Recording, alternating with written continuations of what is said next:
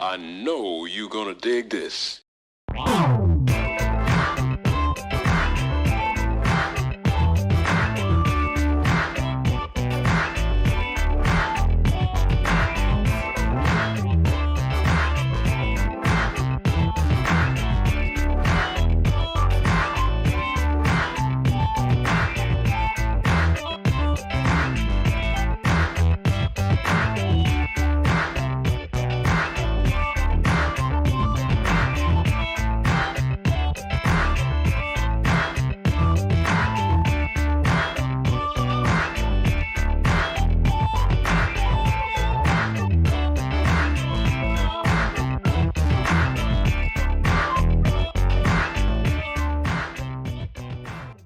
Ladies and gentlemen, June 2016, we have more funk royalty in the house. You'll never guess who we have on camera today. So, sir, would you please, once again, tell us who you are and what you are in the music industry? Hello, my name is JT Fedrick. I'm the tenor saxophonist for CAMEO. Sir? My name is Terry Twitty, and I'm the trombonist for CAMEO. So we're going to go off script here because, one of the things that we're going to do is bring music instruction back to our inner city youth. You play horn. Now, yeah, there's instances of people picking up horn and learning how to play, but did you have music instruction? And if so, how early on? I had music instruction, started in the 5th grade. I am originally from Dayton, Ohio here, a product of Dayton Public Schools. And I started in the 5th grade, and also I had a lot of neighborhood instructions from great musicians that's come out of Dayton, Ohio. That's basically my roots, and ended up going on to college, majoring in music, Central State University, and here I am. Terry? Yeah, I started playing trombone in the 7th grade, played through high school, also attended Central State University, and also, from an education standpoint, I'm also a music educator also. So we both are. Yeah, we about to go in a whole different direction here in a second. Oh my goodness, you guys went to Central State together. Is it a full horn section in the CAMEO band? Yes. Yes, it is. Full horn section. We can't wait to come see you guys. So would you say the music instruction gave you discipline and gave you the ability to deductively reason through more than just music? Did it help you in your other subjects? Would you say that? I would say so. I would say so also. Very much so. There's studies that have been shown where music instruction actually can raise a child's test scores 18%. So, at one instance, that's the difference between a B and a D. We're trying we're going to bring music instruction back so that, these children will have an outlet, because now they've got all this pent up energy and know where to use it constructively.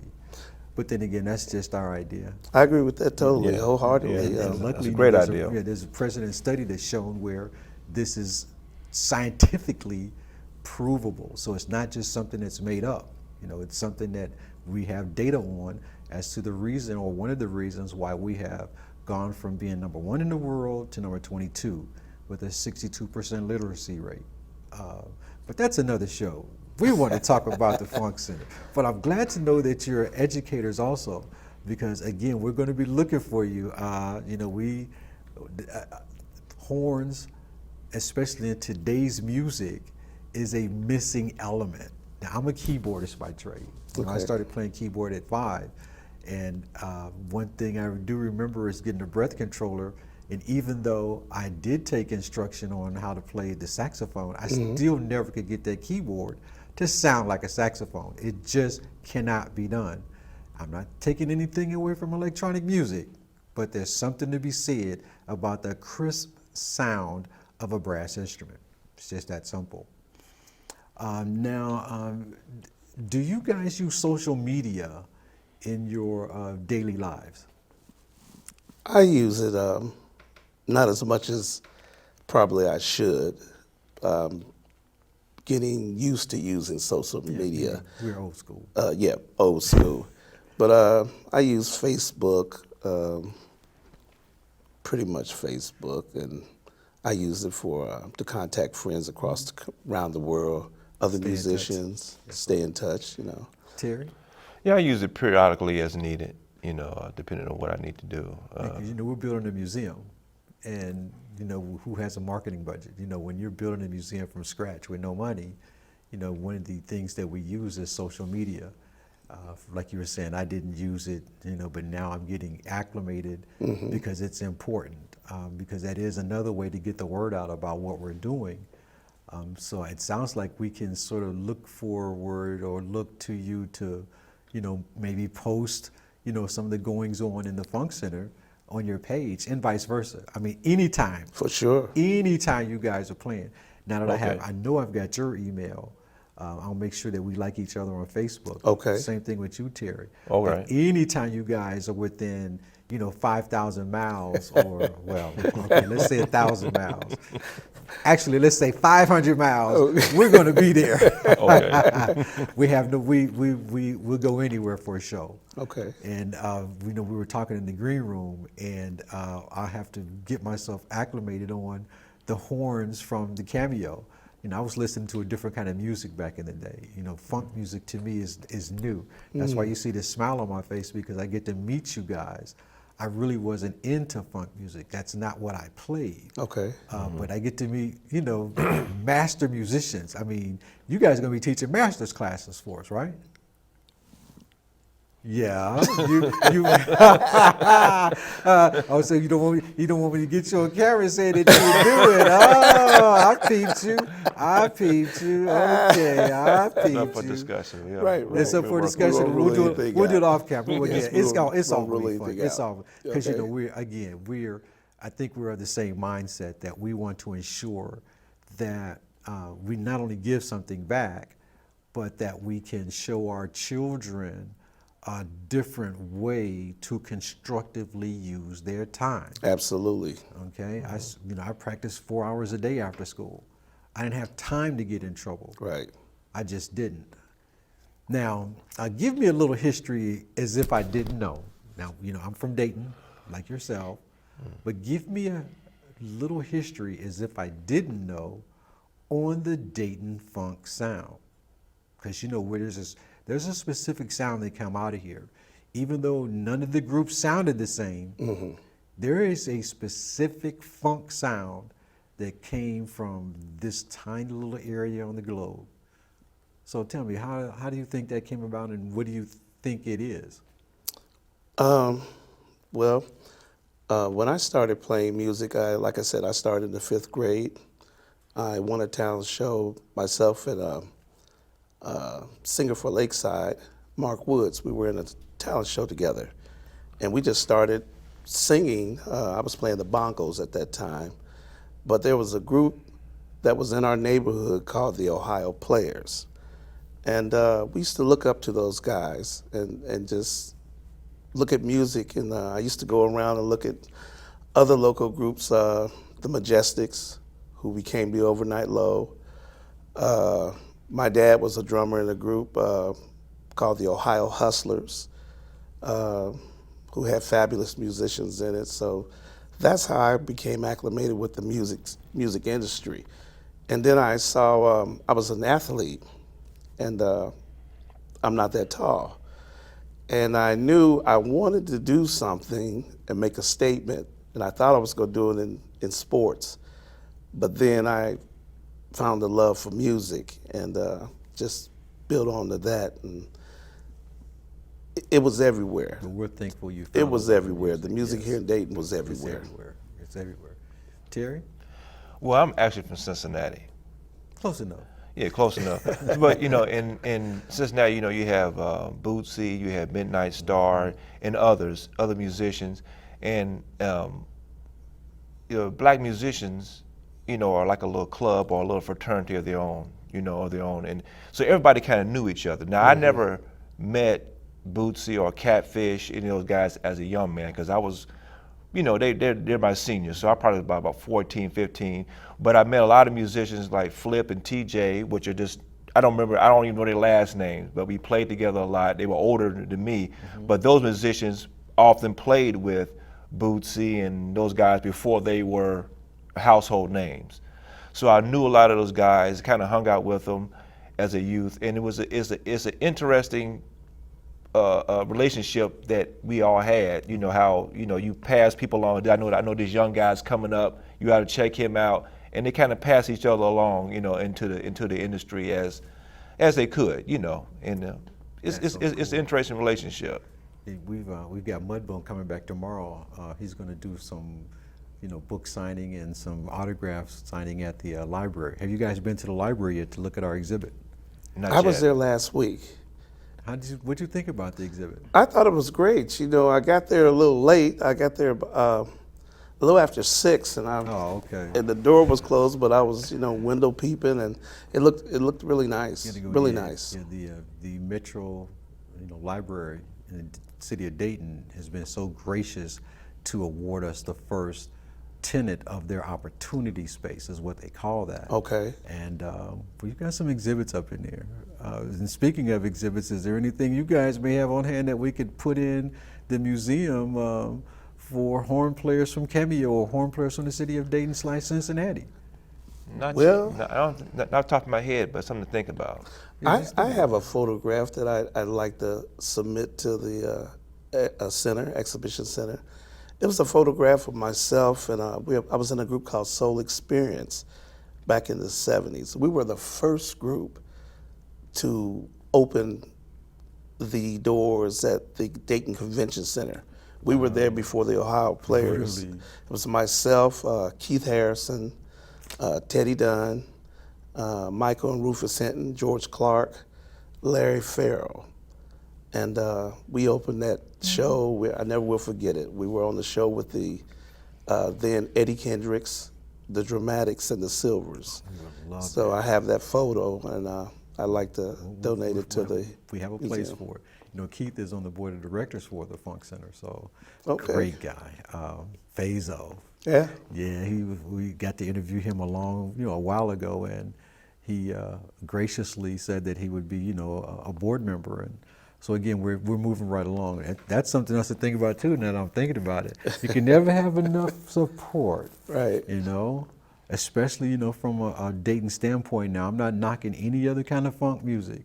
I'm not knocking any other kind of group, but we want to showcase the rich history that we have here in this city. It is rich. We're going to make sure that it is not forgotten.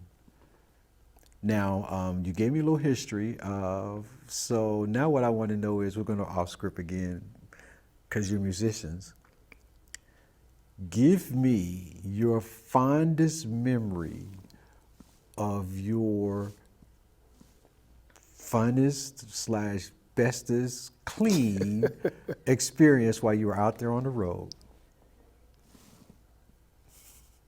Just keep it clean. I know you got a million stories. I know you're musicians and you're horn players, so I know. So my grandchildren watch this show. So I'll start that one. I guess I was on the road we were on the show with Lionel Richie, and this is years ago. And I met Lionel. This is when Lionel was with the Commodores. And for some reason, it was something about the Commodores. I was just intimidated by that group, because they were the machine. Yeah. They were fabulous. Machine, yeah. And Richie writing all that stuff. right, and Lionel and we got to talking, and he said, "Hey, one thing to always remember: just when you go out, you give a performance. You do what you do," and that stuck with me from then to now. It's not about what somebody else is doing. You can only be you. And I go out every show. Yes, I do what JT does. I know that's right. So that's probably my fondest memory. Commodores. The Commodores. Yeah, that's a nice horn section. They went to Howard, right? Saxophones went to Central State, Don Bynum. Don. Okay, yeah, I remember Don. Terry? Well, I'll give you a wholesome story. Thank you, sir. I used to play with a group called Steam, Smoke and Steam. It was a funk group in Cincinnati. and it was under the tutelage of some of the guys that work with Bootsy and other guys. And like I mentioned, TJ, I don't remember these guys' last name because we never exchanged last names at that time, but TJ was a very good saxophone player. Flip was a bass player who also did some doubling with Bootsy, and I heard that he had passed years ago. But anyway, I remember started playing with him when I was like 15, 16 years old. And I remember TJ coming to my house, sitting down talking to my mom, asking for permission for me to go and play into the clubs. Wow. And do the little road trips with them out of town and play with them. That's so and he promised that he would take care of me. That's respect. Yeah, exactly. It was the whole thing of that whole brotherhood thing, that relationship I told you about earlier, that whole relationship thing, that culture, we black musicians, looking out for each other. Yes, sir. So he promised he would take care of me and father me and everything like that while we was on the road and playing out. And I think that was something worth sharing. That's so cool. Yeah. That's respect. That's something that's sort of missing today. Because you've got, people trying to take advantage of, young musicians. There's a couple of groups that we could name that had they had better management, they might have had longer careers. Right. But that's a story for another segment of the Funk Chronicles. We probably could talk all day, all weekend about that. Right. Yeah. But now going forward, why do you think it's taken so long for folks to recognize funk music for what it is? Because we spawned all kinds of music. They still sample. Horn licks are one of the most sampled licks beside a simple bass and drum in music today. They're still sampling stuff from 30, 40 years ago. Why do you think it's taking so long for people to recognize funk music here in the United States? Because worldwide, you go to Japan, they funking it up. You go to Czechoslovakia or Poland, they still funking it up.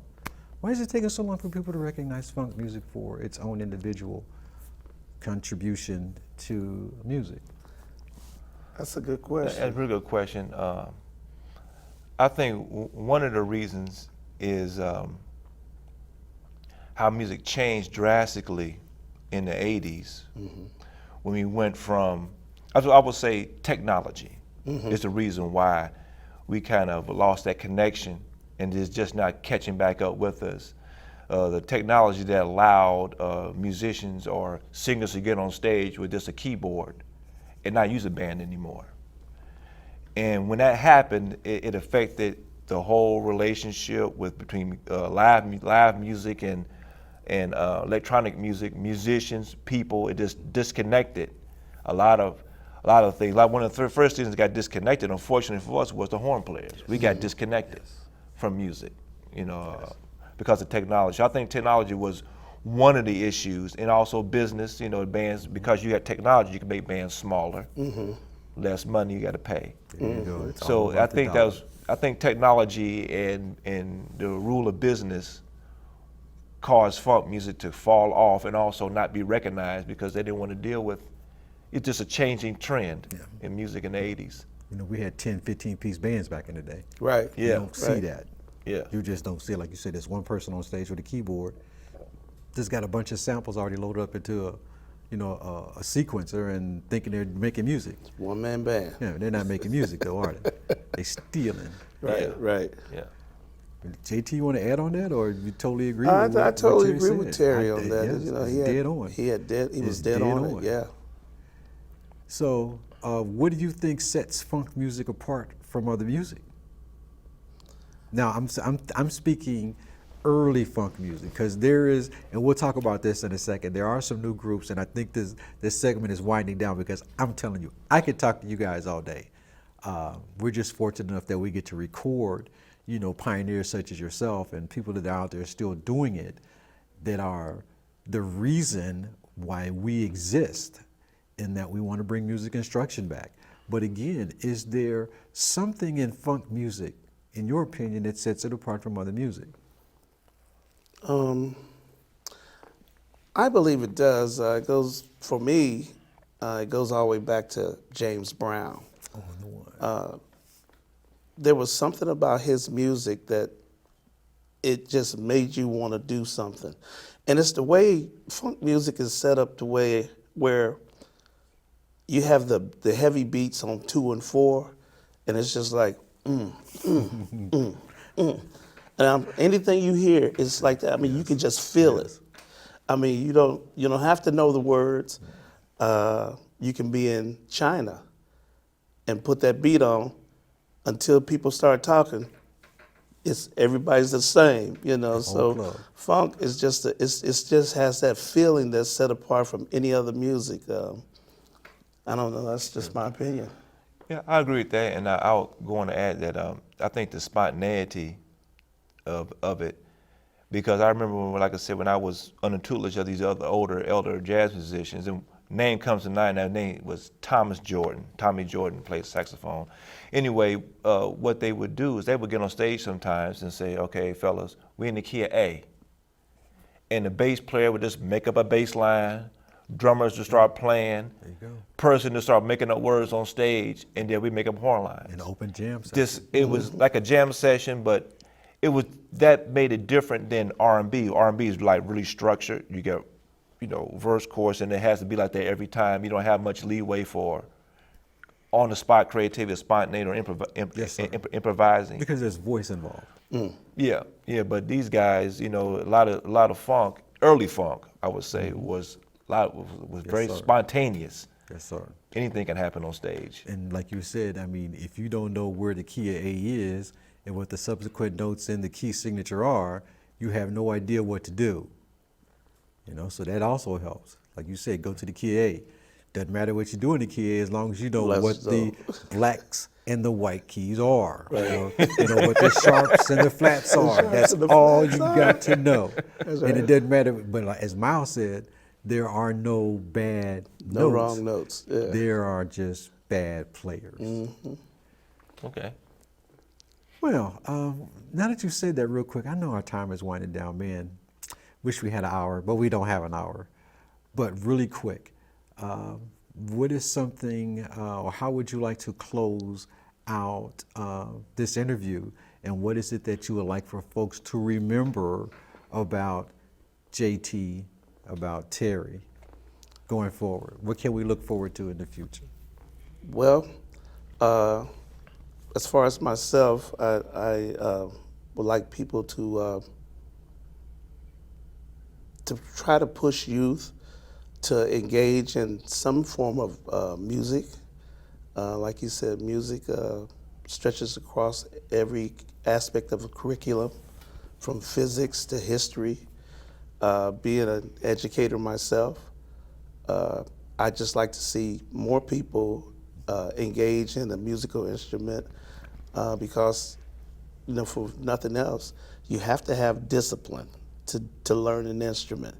A lot of people think they can go to Toys R Us and Kmart's and buy a keyboard, learn how to program it, get on the computer, get Fruity Loops and make a couple beats, and they have a song. And actually they do, but at the same time, take the discipline to learn your craft. Yes, and the only way you can do that, you have to put time in. What you put in is exactly what you're going to get out. Do the work. Got to put the work in. Got to put the work in. Get that discipline and become dedicated on something other than a video game. Well, I'm not going to touch that. That's just my opinion. Just my opinion. Yeah. Thank God I don't have no little kids today. Right. Because I would limit their video time to 15 minutes a day. Well, Terry? That sounds great. Well, I say I'm a strong advocate for music education, and parents need to recognize, and people need to recognize you need to fight for it. You can't just assume it's going to always be there, because it's always the first thing to get cut in the budget. So you got to fight for it. You got to speak up for it, and if you believe in it, when they have programs, go out and support it. Yes. And now that you say that, I mean, I'm gonna just tack on the end of this. If I told you that in the state that we live in, it costs $142 a year to instruct a child on music, would you say I was crazy? It's $142 per year? $142 a year is what it costs for music instruction which includes the teacher, the books, for a child to learn how to play an instrument. Like you said, it was the first thing that got cut. Right. And look what it's done, though.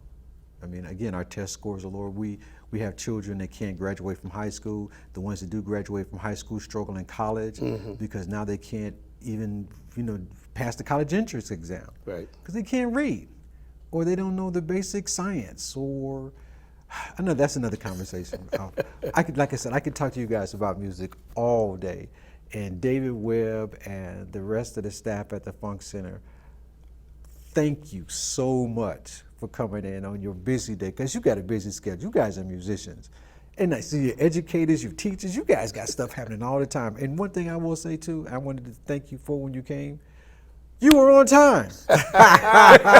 You never get that with musicians. Hey. You never get that with musicians. Don't believe the hype. Don't believe the hype. We're on time. We're on time. You were Musicians on are on time. The good ones Okay. are. Musicians are on time. Thank you for clarifying that, Terry. It's our Thank pleasure you, ladies to be and here. gentlemen. Thank you so much for having us. Man. Thank you. The end of the show.